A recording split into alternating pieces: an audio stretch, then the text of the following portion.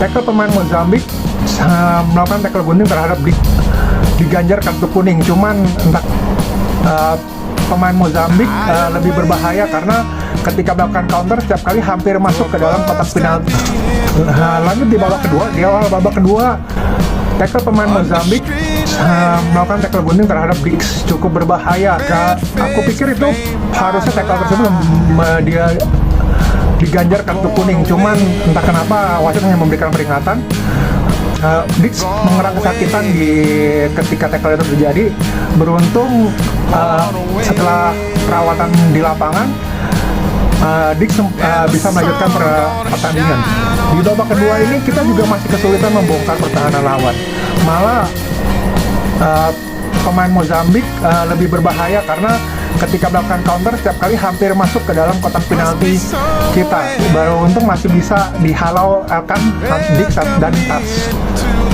Sempat ada satu peluang berbahaya dari Nathan ketika Domitri mengumpankan umpan terobosan ke arah Rehan.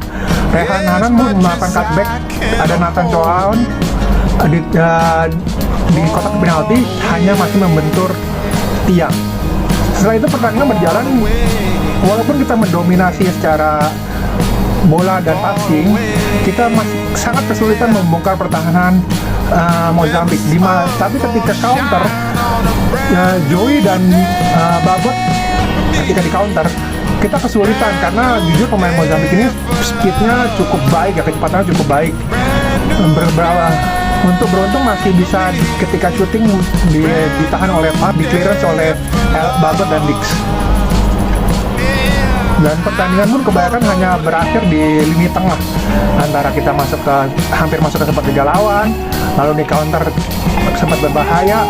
Beberapa kali pemain Mozambik mendapatkan corner, dan akhirnya kita pun berhasil menang 1-0 di melawan Mozambik.